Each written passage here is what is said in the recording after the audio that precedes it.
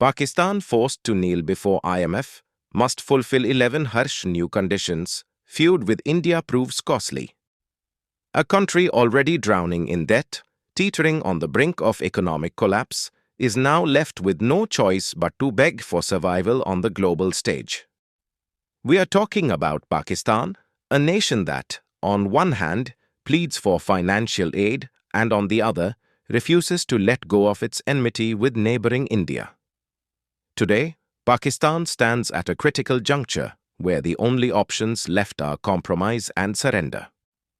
To receive the next installment of its IMF bailout package, Pakistan must now comply with 11 new conditions, and these conditions are so stringent they could shake the very soul of the country's economy. The IMF has made it clear, not a single rupee will be released until these conditions are fully met.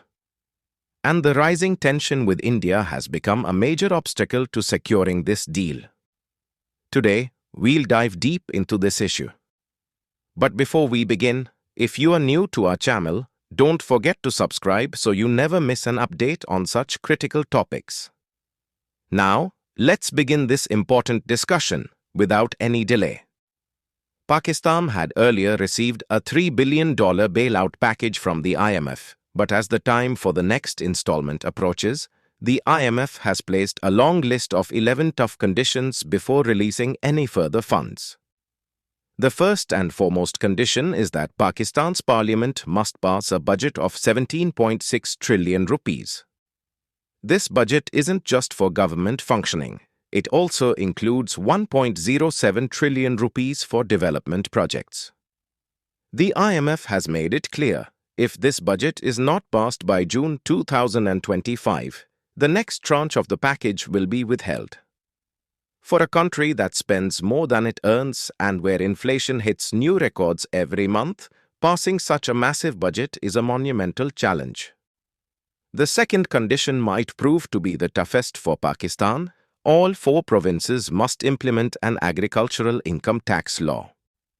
This means that even large landlords and farmers, who have historically remained completely tax-exempt, will now have to pay taxes.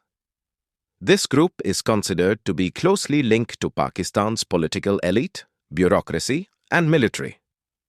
Collecting taxes from them will be nothing short of a political war. And to make this work, everything, from return processing to taxpayer identification, registration, and awareness campaigns, must be completed by June 2025. In a country where the mention of taxes brings people to the streets, such a move could trigger explosive unrest. The third condition is the implementation of a governance action plan. The IMF wants Pakistan to publicly announce reform measures based on its governance diagnostic assessment. In other words, reforms must now be visible not just on paper, but on the ground. This includes everything from ensuring transparency in government departments to controlling corruption. This is the same Pakistan that frequently ranks poorly in Transparency International's corruption index, hitting new lows every year. The IMF now expects this very Pakistan to present its governance as a model for the world. This is not just a demand for policy changes, it's a call to redirect the entire administrative structure of the country. The fourth major condition is to lay out a comprehensive financial strategy. Pakistan must design an economic plan that extends beyond 2027 and prepare an institutional and regulatory framework for the years after 2028. The IMF insists that a country must be held accountable not just for the present, but for its future as well. But the pressing question is, can Pakistan's government, whose own tenure is often uncertain, actually implement such a long-term vision? Is the political environment there truly ready to commit to such far-reaching goals? Or will it all end up as yet another formality on paper with little real-world impact? The fifth condition shocked everyone.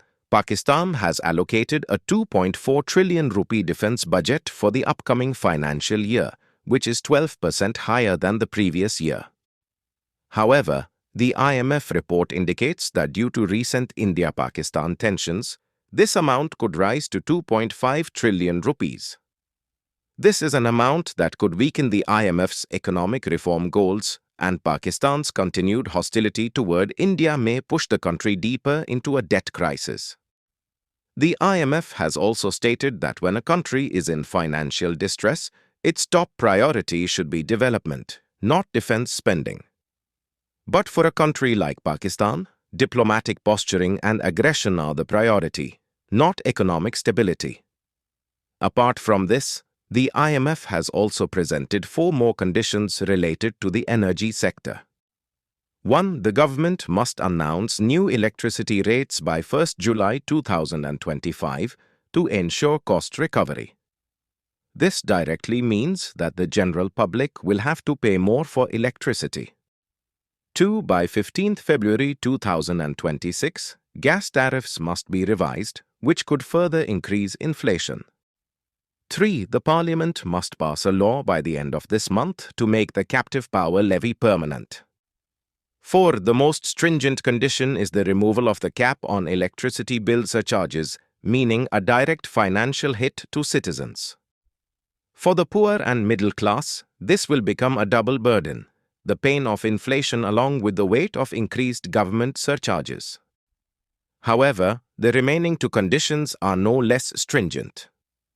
The IMF wants Pakistan to lift the ban on importing cars older than 3 years and to present legislation in Parliament for the same.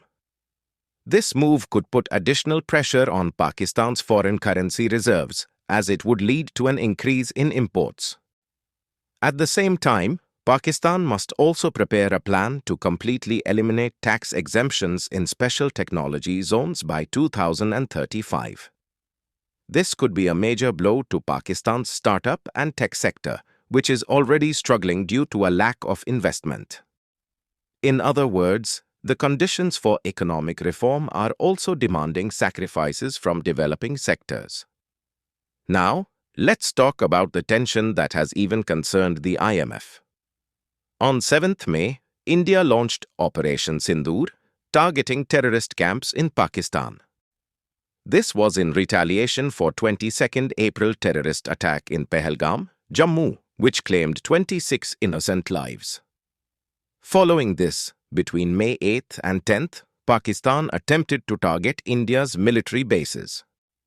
Eventually, on 10th May, a mutual understanding was reached between the 2 nations, slightly reducing the tension. However, the IMF report clearly states that such tensions are a threat to economic reform programs. They shake investor confidence, destabilize markets, and disrupt policy implementation.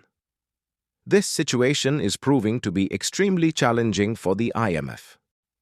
On one hand, Pakistan is seeking a bailout. On the other, its policies and foreign relations continue to drag it deeper into crisis. Its opposition to India, sheltering of terrorist organizations, and economic mismanagement are now backfiring.